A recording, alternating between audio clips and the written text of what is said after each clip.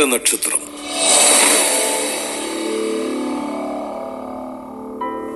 ഗോളിലെ നെർബോണിൽ AD 257 Sebastian ജനിച്ചു. കുലീനമായ ഒരു ധനിക കുടുംബത്തിലായിരുന്നു പിറവി. മാതാപിതാക്കൾ സംസ്കാര സമ്പന്നർ. ബാല്യം മുതലേ യേശുവചനങ്ങളിൽ വിശ്വസിച്ചിരുന്ന സെബാസ്റ്റ്യൻ ലൗകിക ജീവിതം വേണ്ടെന്ന് വെച്ചു. കർമ്മനിരതനാകാൻ വേണ്ടി പട്ടാളത്തിൽ ചേർന്നു. ക്രിസ്ത്യാനികളുടെ വംശനാശം ആഗ്രഹിച്ചിരുന്ന ചക്രവർത്തി ഡയോക്ലീഷ്യനായിരുന്നു അന്നത്തെ റോമ ഭരണാധികാരി. ഞങ്ങൾ ആരംഭിക്കട്ടെ വിശുദ്ധ സെബാസ്റ്റ്യന്റെ ജീവിതകഥ. രക്തനക്ഷത്രം.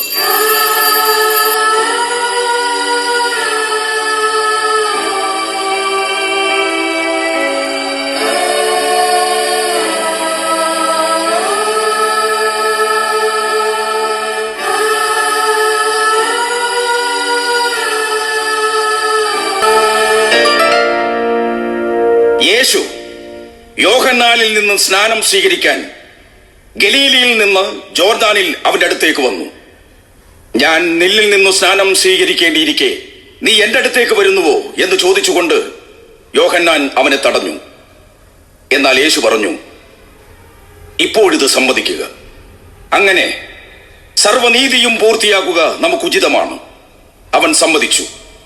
സ്നാനം കഴിഞ്ഞയുടൻ യേശു വെള്ളത്തിൽ നിന്ന് കയറി. അപ്പോൾ സ്വർഗം തുറക്കപ്പെട്ടു.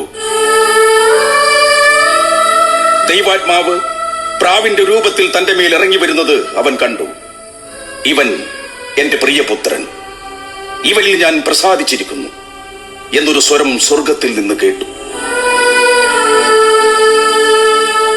ജഡമോഹങ്ങളുടെ ഫലമായി പിറവിയെടുക്കപ്പെട്ട നാം അവന്റെ വിശുദ്ധിയിലേക്ക് നടക്കുന്നതിന്റെ തുടക്കമാണ് സ്നാനം. സ്നാനം ജ്ഞാനത്തിന്റെ ഉദയമുഹൂർത്തമാണ്. കർത്താവിനോടുള്ള ഭക്തി ജ്ഞാനത്തിന്റെ ആരംഭമാണ്. സ്നാനത്തോടെ നമുക്ക് വികാരമണ്ഡലവും ബുദ്ധിമണ്ഡലവും ഉണരുന്നു. ആ വിശുദ്ധിയിൽ നാം നിത്യവിശുദ്ധനും മഹോന്നതനും കരുണാമയനുമായ യേശുവിനെ ഉള്ളിൽ പ്രതിഷ്ഠിക്കുന്നു. യേശുവിനെ വിശ്വസിക്കുന്നവൻ പാലിക്കേണ്ട ചില നിയമങ്ങളൊക്കെയുണ്ട്. അതെന്താണെന്നറിയാമോ? ഇല്ല. സ്നേഹമുള്ളവരായിരിക്കണം, കാരുണ്യമുള്ളവരായിരിക്കണം, വിനയാന്വിതരായിരിക്കണം, ശത്രുക്കളെ സ്നേഹിക്കണം, നിങ്ങളെ ദ്വേഷിക്കുന്നവർക്ക് നന്മ ചെയ്യണം, ശപിക്കുന്നവരെ അനുഗ്രഹിക്കണം, അധിക്ഷേപിക്കുന്നവർക്ക് വേണ്ടി പ്രാർത്ഥിക്കണം, ഒരു ചകിട്ട തടിക്കുന്നവന് മറ്റേ ചകിടുകൂടി കാണിച്ചു കൊടുക്കുക, മേലങ്കി എടുക്കുന്നവനെ കുപ്പായം കൂടി എടുക്കുന്നതിൽ നിന്ന് തടയരുത്, ചോദിക്കുന്ന ഏതൊരുവനും കൊടുക്കുക, നിന്റെ വസ്തുക്കൾ എടുത്തുകൊണ്ടു പോകുന്നവരോട് തിരിച്ചു ചോദിക്കരുത്. മറ്റുള്ളവർ നിങ്ങളോട് എങ്ങനെ പെരുമാറണമെന്ന് നിങ്ങൾ ആഗ്രഹിക്കുന്നുവോ അങ്ങനെ തന്നെ നിങ്ങൾ അവരോട് പെരുമാറുക. മനസ്സിലായോ? മനസ്സിലായി. കർത്താവ് കരുണാമയനാണ്. നമ്മളും കരുണയുള്ളവരായിരിക്കുക. ഇനി നമുക്ക് സ്നാനകർമ്മം ആരംഭിക്കാം. ആദ്യം ഹേമാൻ വരൂ. ലൂസീന നേരത്തെ സ്നാനം ഏറ്റവളാണ്.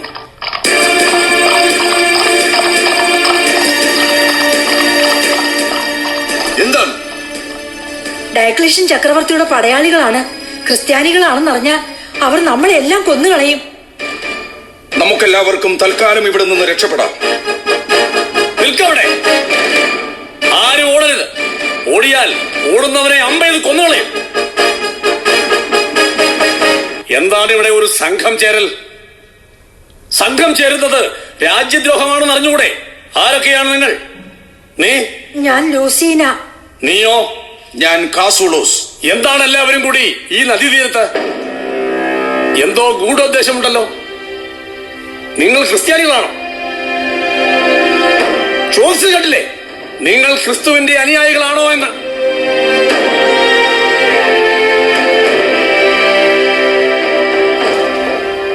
പറയണോ? താൻ ക്രിസ്തുമതം പ്രചരിപ്പിക്കാൻ നടക്കുന്ന ആളല്ലേ? ഇവരെ മതം മാറ്റാനല്ലേ നിങ്ങളുടെ ഉദ്ദേശം? പ്രഭോ, അവിടുന്ന് ചോദിച്ചത് സത്യമാണ്. ഞങ്ങൾ സത്യദൈവത്തിന്റെ ഏകപുത്രനായ യേശുവിൽ വിശ്വസിക്കുന്നവരാണ്. നന്മയോടെയും കരുണയോടെയും സ്നേഹത്തോടെയും ജീവിക്കുവാനാണ് ഞങ്ങൾ യേശുവിന്റെ അനുയായികളായത്.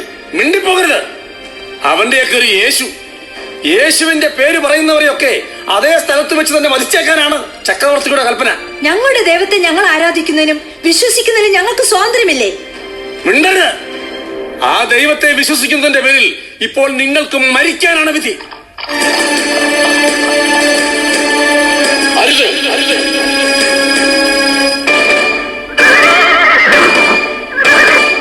ജോനാഥൻ, അരുത്. പടവാൾ ഉറയിലിടും. പ്രഭോ, ഇവർ ക്രിസ്ത്യാനികളാണ്. ഇവർ ക്രിസ്തുമതം പ്രചരിപ്പിക്കാൻ ഇറങ്ങിയിരിക്കുന്നവരാണ്. ഇയാള് ഇവരെ നദിയിൽ മുക്കി സ്നാനം ചെയ്യാൻ തയ്യാറെടുക്കുകയായിരുന്നു. അവരെ വെറുതെ വിട്ടേക്കൂ ജോനാഥൻ. അവരെ വെറുതെ വിടാൻ നിയമം അനുവദിക്കുന്നില്ലല്ലോ പ്രഭു. ക്രിസ്തുമതം പ്രചരിപ്പിക്കുന്നവരെയോ ക്രിസ്ത്യാനിയായി നടക്കുന്നവരെയോ കണ്ടാൽ ഉടൻ തന്നെ വധിച്ചേക്കാനല്ലേ ചക്രവർത്തിയുടെ കൽപ്പന? അവരവരുടെ ദൈവത്തിൽ വിശ്വസിക്കുന്നതിന് നമുക്കെന്താ പ്രശ്നം ജോനാഥൻ? നമ്മൾ റോമൻ ചക്രവർത്തിയുടെ പട്ടാളക്കാരല്ലേ? അവിടുന്ന് ഉയർന്ന ഉദ്യോഗസ്ഥനായിരിക്കാം.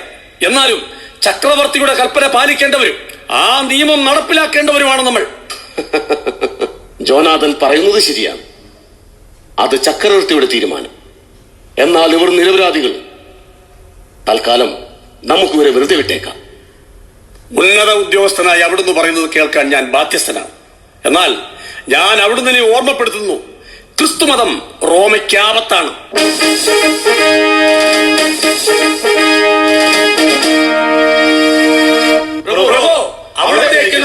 ക്രിസ്ത്യാനികളെ പിടികൂടിയാൽ ശിക്ഷിക്കാതെ വെറുതെ വിടുന്നത് റോമൻ പട്ടാളക്കാരുടെ ചരിത്രത്തിൽ ആദ്യമാണ്.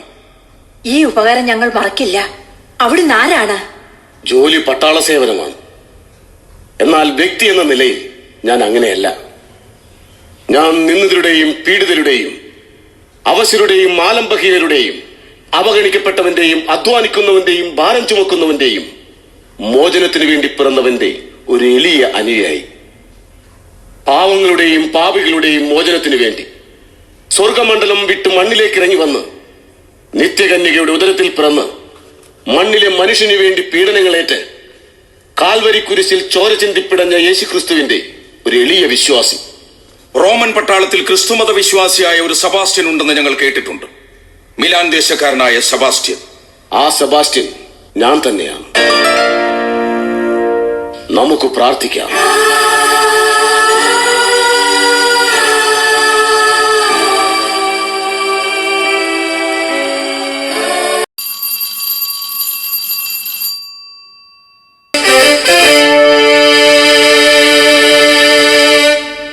രാജാതിരാജനായ ഡയോക്ലീഷ്യൻ ചക്രവർത്തിക്ക് മംഗളം. നമ്മുടെ സൈന്യാധിപനായ അമാസായിക്ക് എന്തോ പറയാനുണ്ടല്ലോ? ഉണ്ട്. യേശു ക്രിസ്തുവിനെ കുറിച്ച് സുവിശേഷം പ്രസംഗിക്കുകയും പലരെയും മതം മാറ്റാൻ ശ്രമിക്കുകയും ചെയ്ത രണ്ടുപേരെ പിടികൂടി കൊണ്ടുവന്നിട്ടുണ്ട്. അവരെന്ത് ചെയ്യണം? അവരെ നമ്മുടെ മുമ്പിൽ ഹാജരാക്കൂ. അവരെ ചക്രവർത്തി തിരുമനസിന്റെ മുമ്പിൽ ഹാജരാക്കൂ.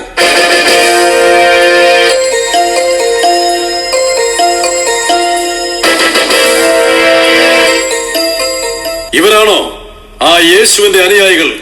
അതെ. രാജ്യദ്രോഹ കുറ്റം ചെയ്തതിന് 100 കൊല്ലങ്ങൾക്കപ്പുറം പിടിച്ചു കുരിശിൽ തറച്ചു വന്ന യേശുവിനെ കുറിച്ചാണോ നിങ്ങൾ സുവിശേഷം പ്രസംഗിച്ച് നടക്കുന്നത്? അതെ. കുറ്റം സമ്മതിച്ചല്ലോ. ഈ യേശുവിന്റെ അനുയായികൾക്കെല്ലാം ഭയങ്കര ധൈര്യമാണ്. ആ നസറായന്റെ കാര്യം പറയുമ്പോ വല്ലാത്ത ആവേശവും ഭക്തിയുമാണ്. കേട്ടിട്ടില്ലേ പത്രോസിനെയും പൗലോസിനെയും കുറിച്ചൊക്കെ? അവന്റെ ശിഷ്യന്മാരുടെയും അനുയായികളുടെയും എല്ലാവരുടെയും അന്ത്യം അതിദയനീയമായിരുന്നു പ്രഭു. ഇത്രയേറെ പ്രകീർത്തിച്ച് പാടി നടക്കാൻ ആരാണ് നിങ്ങളുടെ യേശു? പറയൂ. അവൻ കാറ്റിലെയും കടലിലെയും ശാസിച്ച് ശാന്തമാക്കിയവൻ, കടലിൽ മീതെ നടന്നവൻ, അത്തിയെ ശപിച്ചവൻ, മത്സ്യത്തിന്റെ വായിൽ നിന്നും നാണയം കണ്ടെത്തിയവൻ, രോഗികളെയും ഭൂതബാധിതരെയും ചികിത്സിച്ച് ഭേദമാക്കുന്ന മഹാവൈദ്യൻ, ജായിറോസിന്റെ മകൾക്കും ബഥാനിയായിലെ ലാസറിനും പുനർജന്മം കൊടുത്ത ദൈവം, അവഗണിക്കപ്പെട്ടവരെ പരിഗണിക്കുന്ന മനുഷ്യസ്നേഹി, ദുഃഖിതരുടെ കണ്ണീരൊപ്പാൻ പിറന്നവൻ, കരുണാമയൻ, ഈ പ്രപഞ്ചത്തിന്റെ രക്ഷകൻ. ഇവർ ഇത്രയൊക്കെ പ്രഖ്യാപിച്ച സ്ഥിതിക്ക് ഇപ്പോൾ തന്നെ ഇവരുടെ രണ്ടുപേരുടെയും ശിരസുകൾ മുറിച്ചു കളയൂ. രക്ഷിക്കാൻ ആ കരുണാമയൻ വരുമോ എന്നറിയട്ടെ.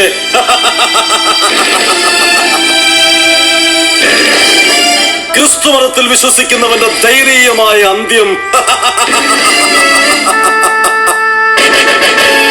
പ്രഭു, റോമാ സാമ്രാജ്യത്തിനാകെ ഭീഷണി നിലനിർത്തിക്കൊണ്ട് ആ ദാവീദ് പുത്രന്റെ മഹത്വം എങ്ങും പ്രചരിക്കുകയാണ്. കുരിശുമരണത്തെക്കുറിച്ചും പുനരുദ്ധാനത്തെക്കുറിച്ചുമൊക്കെ സുവിശേഷങ്ങൾ പാടി പ്രചരിപ്പിക്കുകയാണ്. യേശു മാനവജനതയുടെ ആകെയുള്ള ഏക രക്ഷകൻ എന്നാണ് പ്രചരണം. ഇത് നാം അനുവദിക്കുകയില്ല. നിയമം കർശനമാക്കണം. യേശുവിന്റെ അനുയായികളായിട്ട് ആരെവിടെയുണ്ടെങ്കിലും നമ്മുടെ അനുവാദത്തിന്റെ ആവശ്യമില്ല. പിടിച്ച അപ്പോൾ തന്നെ വധിച്ചേക്കുക. ക്രിസ്തുമത പ്രചാരകരെ പിടികൂടി ശിക്ഷിക്കാൻ നമുക്ക് പ്രത്യേക സൈന്യത്തെ നിയോഗിക്കാം. അതിന്റെ സേനാനായകനായി നമുക്ക് മിലാൻ ദേശക്കാരനായ സെബാസ്റ്റ്യൻ എന്ന പട്ടാളക്കാരനെ നിയോഗിക്കാം. കാരീസൂസുമായി ഏറ്റുമുട്ടി നാം റോമായുടെ ഭരണം പിടിച്ചെടുത്തപ്പോൾ ആ യുദ്ധത്തിൽ നമ്മെ ഏറ്റവും അധികം സഹായിച്ചത് ശക്തിയും കാര്യശേഷിയുമുള്ള ഈ പട്ടാളക്കാരനായിരുന്നു. സെബാസ്റ്റ്യൻ ശാന്തനും ശ്രേഷ്ഠനുമായ ഒരു പട്ടാള ഉദ്യോഗസ്ഥനാണ്. ക്ഷമിക്കണം, ചക്രവർത്തി തിരുമനസിനോട് ജോനാഥൻ എന്ന സൈനികനെ അതീവ രഹസ്യമായി എന്തോ കാര്യം ഉണർത്തിക്കാനുണ്ട്. ആ സൈനികനെ വിളിക്കൂ.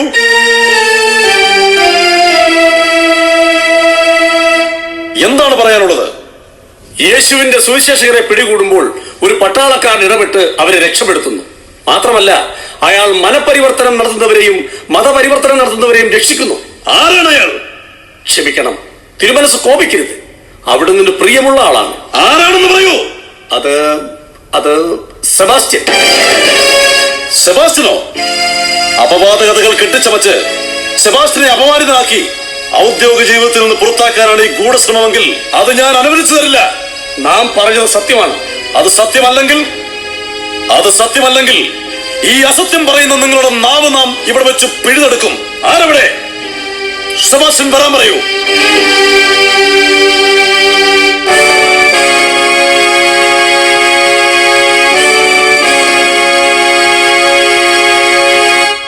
ചക്രവർത്തി തിരുമനസ് നീണാൾ വാഴട്ടെ. സെബാസ്റ്റ്യൻ, ചക്രവർത്തി ഡയോക്ലീഷ്യൻ വളരെ ക്രൂരനാണ്, കർശന നിയമം നടപ്പാക്കുന്നവനാണ് എന്നൊക്കെ എല്ലാവർക്കും അഭിപ്രായമുണ്ടാകാം. എന്നാൽ നാം പ്രഗത്ഭരെയും സത്യസന്ധരെയും ഒക്കെ മാനിക്കുന്നവരാണ്. കേവലം ഒരു പട്ടാളക്കാരനേക്കാൾ ഉപരി സെബാസ്റ്റ്യനെ നാം ഇഷ്ടപ്പെടുകയും ചെയ്യുന്നു. ക്ഷമിക്കണം, അവിടുന്ന് എന്താണ് പറഞ്ഞു വരുന്നത് എന്ന് അടിയന് വ്യക്തമാകുന്നില്ല. ഇവിടെ ചില അപവാദ കഥകൾ പ്രചരിക്കുന്നു. അത് അപവാദ കഥകൾ തന്നെ ആകണമേ എന്ന് നാം പ്രാർത്ഥിക്കുകയും ചെയ്യുന്നു. ഈ വാദം 100% തെറ്റാണെങ്കിൽ ഇത് പറഞ്ഞയാളുടെ നാവ് നാം ഇവിടെ വെച്ച് പിടിച്ചെടുക്കാൻ പോവുകയാണ്. പറയൂ, ക്രിസ്തുവിന്റെ സുവിശേഷങ്ങൾ പ്രസംഗിക്കുന്നവരെയും പ്രചരിപ്പിക്കുന്നവരെയും സെബാസ്റ്റ്യൻ പ്രോത്സാഹിപ്പിക്കുന്നുണ്ടോ? ഉണ്ട്. എന്തുകൊണ്ട്? ഞാനൊരു ക്രിസ്ത്യാനി ആയതുകൊണ്ട്. സെബാസ്റ്റ്യൻ, അതേ തിരുമനസ്, ഒരു ക്രിസ്ത്യാനി ആയതാണ് എന്റെ ജന്മഭൂമി. എന്താണ് നാം ഈ കേൾക്കുന്നത്? നിങ്ങളൊരു ക്രിസ്തുമത വിശ്വാസിയാണെന്നോ? അതേ തിരുമനസ്. എന്തുകൊണ്ട് ഇത് നിങ്ങൾ നേരത്തെ നമ്മോട് പറഞ്ഞില്ല? യേശു ക്രിസ്തുവിന്റെ വഴിയെ സഞ്ചരിക്കുന്നത് ശ്രേഷ്ഠതയുള്ള ഒരു കാര്യമായതുകൊണ്ട്, മാനവരക്ഷകനിൽ വിശ്വസിക്കുന്നത് മഹനീയതയുള്ള കാര്യമായതുകൊണ്ട്. റോമാ സാമ്രാജ്യം ഈ പറഞ്ഞ ക്രിസ്തുവിനെ അംഗീകരിക്കുന്നില്ലെന്ന കാര്യം നിങ്ങൾക്ക് അറിഞ്ഞുകൂടെ? അത് നാം അന്വേഷിച്ചില്ല. അന്വേഷിക്കേണ്ടതായിരുന്നു. യേശു ക്രിസ്തു ഏതോ ഒരു മരപ്പണിക്കാരന്റെ മകൻ സ്വയം ദൈവമാണെന്ന് പറഞ്ഞു നടന്നാൽ ആരെങ്കിലും വിശ്വസിക്കുമോ? അംഗീകരിക്കുമോ? ആ ധിക്കാരിയെ അന്ന് തന്നെ മതപുരോഹിതന്മാരുടെ അംഗീകാരത്തോടെ ചക്രവർത്തി പീലാത്തോസ് പിടിച്ചു കുരിശിൽ തറച്ചു. ശവശരീരം പോലും ആർക്കും കൊടുത്തില്ല. അങ്ങനെയല്ല തിരുമനസേ. ലോകത്ത് പാപങ്ങൾ പെരുകിയപ്പോൾ സ്വർഗം തുറന്നു വന്ന് കന്യകയുടെ ഗർഭത്തിൽ പിറന്ന ദൈവപുത്രനാണ് യേശു. അവൻ മാനവരാശിയുടെ ആകെ പാപങ്ങൾ കഴുകിക്കളയാൻ വന്നവനാണ്. അവൻ നിത്യരക്ഷകനാണ്. നിർത്തൂ സെബാസ്റ്റ്യൻ. കേൾക്കണം തിരുമനസേ, മനുഷ്യരെ വിശുദ്ധിയിലേക്ക് നയിക്കാൻ ഉദിച്ച വെളിച്ചമാണ് യേശു. അവൻ സത്യവെളിച്ചമാണ്. അവൻ ഹൃദയം നുറുങ്ങിയവർക്ക് സമീപസ്ഥനാണ്. മനസ്സ് തകർന്നവരെ അവൻ രക്ഷിക്കുന്നു. അവൻ നിത്യവിമോചന ഗായകനും ലോകനായകനുമാണ്. മണ്ണിൽ പിറന്ന മഹാപാപികളുടെ നിത്യരക്ഷയ്ക്ക് വേണ്ടി ലോകരക്ഷകനായ അവൻ അപമാനിതനായി. ആട്ടും തുപ്പും മടിയും ചവിട്ടും അനവധി പീഡനങ്ങളും ഏറ്റുവാങ്ങി.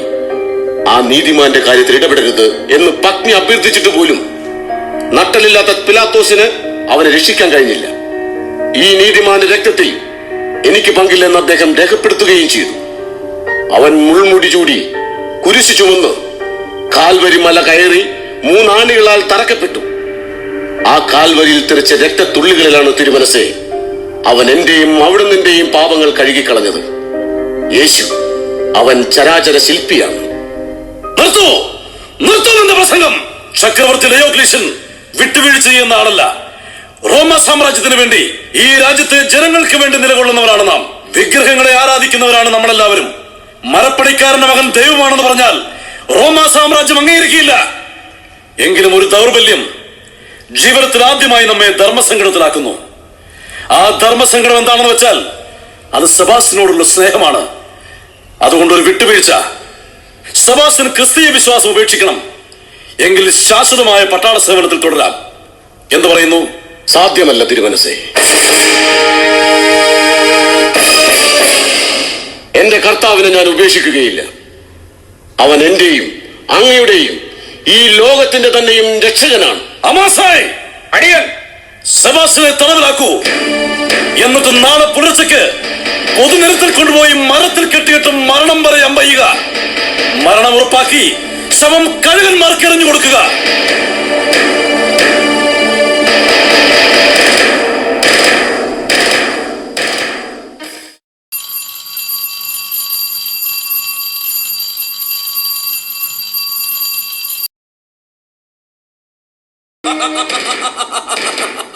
ക്രിസ്തുവിന്റെ പേരുച്ചരിക്കുന്ന ഒറ്റ ഒരാൾ പോലും റോമാ സാമ്രാജ്യത്തിൽ ഉണ്ടാകാൻ പാടില്ല. കണ്ടെത്തുക, വധിക്കുക. ഇതാകട്ടെ നമ്മുടെ സൈനികരുടെ ലക്ഷ്യം. സെബാസ്റ്റ്യൻ വധിക്കപ്പെട്ടതോടുകൂടി ക്രിസ്ത്യാനികളുടെ ശല്യം ഏറെക്കുറെ കെട്ടടങ്ങി. ആ സെബാസ്റ്റ്യൻ, അയാളുടെ ശവശരീരം കഴുകന്മാർ തിന്നു തീർത്തോ? അത് ആ ദിവസം തന്നെ വളരെ പെട്ടെന്ന് കഴുകന്മാർ ഒന്നടങ്കം പറന്നു വന്ന് തിന്നു തീർത്തു. സെബാസ്റ്റ്യനെ വധിച്ചത് ഒന്നുകൂടി വിശദീകരിച്ച് പറഞ്ഞു കേൾപ്പിക്കൂ.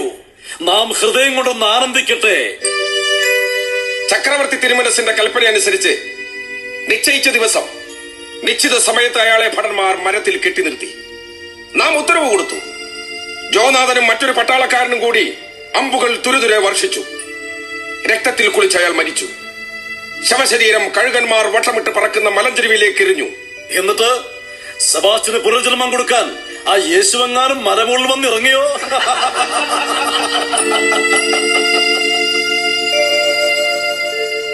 ആരെയാൾ? ക്രിസ്തീയ സുവിശേഷകനാണ്. ഈ മനുഷ്യനെ എനിക്കറിയാം. ഒരിക്കൽ എന്റെ കൈകളിൽ നിന്ന് ഇയാളെ സെബാസ്റ്റ്യൻ രക്ഷപ്പെടുത്തിയിട്ടുണ്ട്. ഇയാൾ ക്രിസ്തീയ സുവിശേഷകൻ മാത്രമല്ല, മതപരിവർത്തനം ചെയ്യുന്നയാളാണ്. ഇയാൾ സ്നാനം നടത്തുന്നത് ഞാൻ കണ്ടിട്ടുണ്ട്. നിന്റെ പേരെന്താ? കാസുളൂസ്. നീ യേശു ക്രിസ്തുവിന്റെ അനുയായിയാണോ? കരുണാമയനായ യേശു എന്റെ രക്ഷകനായ ദൈവമാണ്. അവന്റെ മാർഗത്തിലൂടെ സഞ്ചരിക്കുന്നവന് മാത്രമേ ഈ ഭൂമിയിൽ രക്ഷ ഉണ്ടാകൂ. ജോനാഥൻ, എങ്കിലും നീ താമസം വേണ്ട. ഈ രാജകൊട്ടാരത്തിൽ രക്തം തളങ്ങിട്ട് കിടക്കുന്നത് എനിക്കിഷ്ടമല്ല. ഇയാളെ അങ്ങോട്ട് മാറ്റി നിർത്തി ഉടൻ തന്നെ വധിച്ചു കളയുക.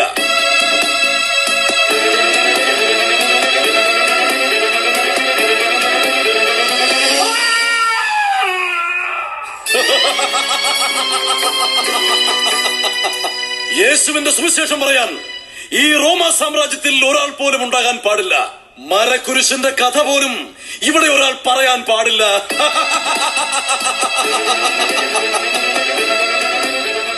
ഉറച്ച വിശ്വാസിയും ഭാവിയിൽ പ്രശസ്തമാകാൻ പോകുന്ന ഒരു മധ്യസ്ഥ പ്രാർത്ഥനക്കാരനുണ്ടായിരുന്നു, സെബാസ്റ്റ്യൻ. അയാളെയും ഞങ്ങൾ വധിച്ചു കളഞ്ഞു. ഞാൻ മരിച്ചിട്ടില്ല പ്രഭു.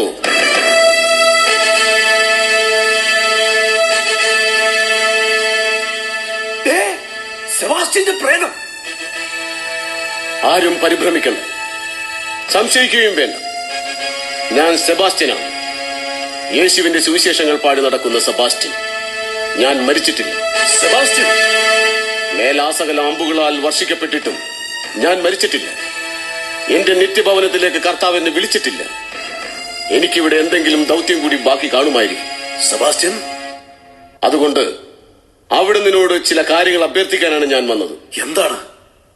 യേശുവിന്റെ മാർഗം നീതിയുടെയും സത്യത്തിന്റെയും കാരുണ്യത്തിന്റെയും സ്നേഹത്തിന്റെയും അതുവഴി സമാധാനത്തിന്റെയും മാർഗമാണ്.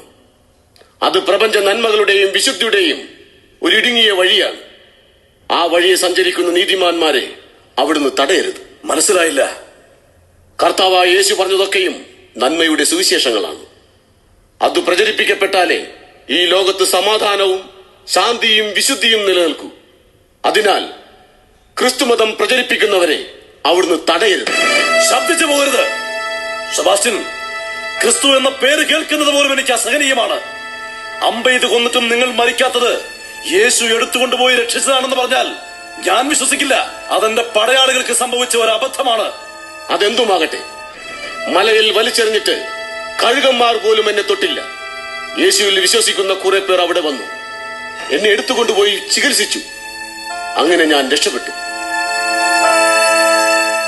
ഈ റോമ സാമ്രാജ്യത്ത് ഇനിയും യേശുക്രിസ്തുവിൽ വിശ്വസിക്കുന്നവരോ? അതെ, ആ വിശ്വാസം അങ്ങനെയൊന്നും അവസാനിക്കുന്നതല്ല പ്രഭു. അത് ജീവനുള്ള ദൈവത്തിന്റെ കൽപ്പനകളാണ്, ശാശ്വത സ്നേഹത്തിന്റെ സന്ദേശങ്ങളാണ്. നിങ്ങൾ ഒരാളെ വധിച്ചാൽ 1000 പേർ ആ വിശ്വാസവുമായി ഉയരും. യേശുക്രിസ്തുവിന്റെ സുവിശേഷം ആരെയും അടിച്ചേൽപ്പിക്കേണ്ടതില്ല. അത് മാനവരിലേക്ക് പടർന്നു കഴിഞ്ഞു. വീട് പണിക്കാരായ നിങ്ങൾ തള്ളിക്കളഞ്ഞ കല്ല് മൂലക്കല്ലായി തീർന്നു. ആ കല്ലാണ് യേശു. മറ്റാരിലും രക്ഷയില്ല. ആകാശത്തിന് കീഴെ മനുഷ്യരുടെ ഇടയിൽ രക്ഷയ്ക്ക് വേണ്ടി മറ്റൊരു നാമവും നൽകപ്പെട്ടിട്ടില്ല. അത്രയ്ക്ക് വലിയവനാണോ നിന്റെ ഈ യേശു? അതെ, എന്റെ പ്രിയൻ, അരുണനെ പോലെ തേജസ്സുറ്റവൻ, 10,000-ങ്ങളിൽ അതിശ്രേഷ്ഠൻ. അവന്റെ ശിരസ് തനി തങ്കമാണ്. കാക്കക്കറുപ്പുള്ള അവന്റെ അളകാവലി തിരമാലയ്ക്ക് തുല്യം. അവന്റെ കണ്ണുകൾ അരുവിക്കരയിലെ പ്രാവുകളെ പോലെ, പാലിൽ കുളിച്ച് തൂവലൊതുക്കി അരിപ്രാവുകളെ പോലെ തന്നെ.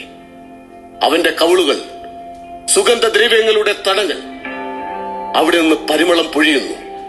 അവന്റെ അതിരം ലില്ലിപ്പൂക്കൾ, അവന്റെ ഭുജങ്ങൾ രത്നം പതിച്ച സുവർണ ദണ്ഡുകൾ, അവന്റെ ശരീരം ഇന്ദ്രനീലം പതിച്ച ദന്ത നിർമ്മിതി, അവന്റെ കാലുകൾ സുവർണ തലത്തിൽ ഉറപ്പിച്ച വെണ്ണക്കൽ സ്തംഭങ്ങൾ, അവന്റെ ആകാരം ലബനോണിലെ ദേവദാരു പോലെ.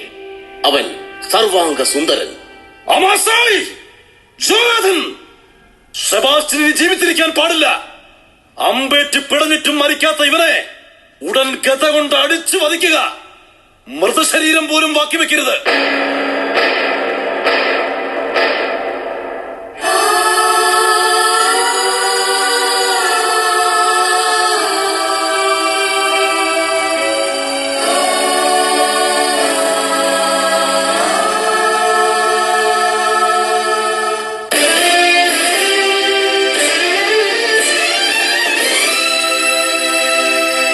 വിശുദ്ധനായ സെബസ്ത്യാനോസ്, അദ്ദേഹത്തെ ഡയോക്ലീഷ്യൻസ് ചക്രവർത്തിയുടെ രാജഭടന്മാർ ഗതയ്ക്കടിച്ചു വധിച്ചു.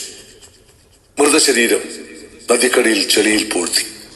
പക്ഷേ സെബസ്ത്യാനോസിനെ സ്നേഹിച്ചിരുന്നവർ ആ ഭൗതിക ശരീരം നദിക്കടിയിൽ നിന്നും കണ്ടെടുത്തു. ആചാരപ്രകാരം അടക്കി. ആ കല്ലറയ്ക്കരികിൽ ലൂസീന എന്ന ഭക്ത അദ്ദേഹത്തിന്റെ പേരിൽ ഒരു ആരാധനാലയം സ്ഥാപിച്ചു. വിശുദ്ധ സെബസ്ത്യാനോസിന്റെ ആദ്യത്തെ പള്ളി. തന്റെ ജീവനെ പോലും അവഗണിച്ച് യേശുവിനെ രക്ഷകനായി സ്വീകരിച്ച വിശുദ്ധ സെബസ്ത്യാനോസിന്റെ ജീവിത മാതൃക നമുക്ക് പ്രചോദനമാകട്ടെ എന്ന് ആശംസിക്കുന്നു.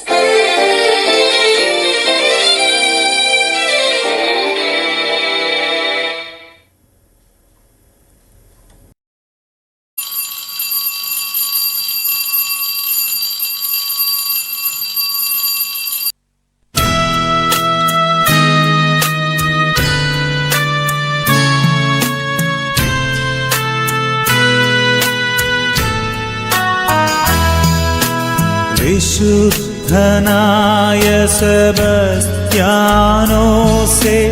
ഞങ്ങൾക്കു വേണ്ടി താൻ വിശ്വസിച്ച ദൈവത്തിനു വേണ്ടി, താൻ ജീവിതത്തിൽ ഏറ്റെടുത്ത നിലപാടുകൾക്ക് വേണ്ടി മരണത്തോളം വില നൽകിയ വിശുദ്ധ സെബസ്ത്യാനോസ് സ്വന്തം ശരീരത്തിൽ അമ്പുകൾ ഏറ്റുവാങ്ങി സ്വജീവൻ തന്റെ പ്രാണനാഥനായ ദൈവത്തിന് മുൻപിൽ സമർപ്പിച്ചു. ആ വിശുദ്ധൻ നമുക്ക് മാതൃക നൽകുകയായിരുന്നു. എത്രത്തോളം മിശിഹായെ പിന്തുടരണം എന്ന് നമ്മെ പഠിപ്പിക്കുവാൻ.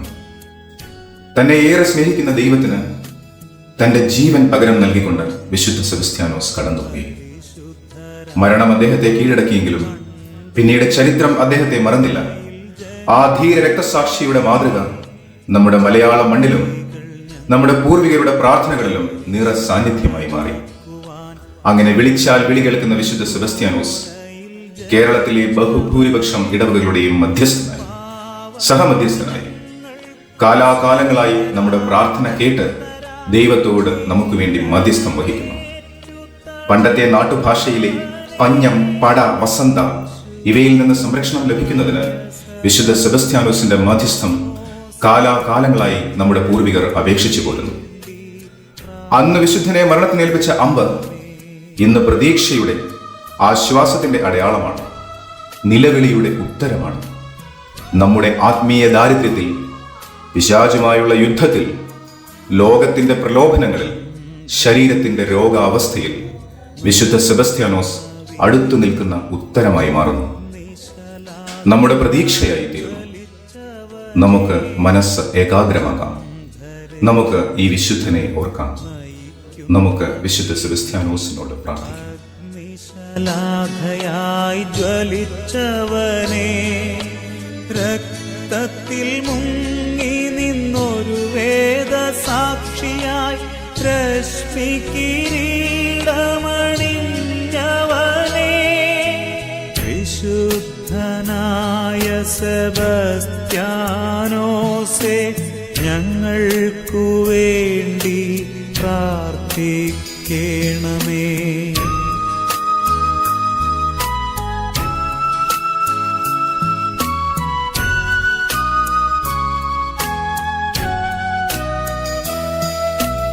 ആധിയും വ്യാധിയും ഇവിടന്നകറ്റുവാൻ അർത്തുങ്കൽ പള്ളിയിലിരിപ്പവനെ, ആധിയും വ്യാധിയും ഇവിടന്നകറ്റുവാൻ അർത്തുങ്കൽ പള്ളിയിലിരിപ്പവനെ, അംഗങ്ങളത്രയും ഞങ്ങളെ രക്ഷിക്കാൻ അമ്പുകൾ കൊണ്ടു മുറിഞ്ഞവനെ, വിശുദ്ധനായ സെബസ്ത്യാനോസേ, ഞങ്ങൾക്കു വേണ്ടി പ്രാർത്ഥിക്കണമേ. വിശുദ്ധനായ സെബസ്ത്യാനോസേ, ഞങ്ങൾ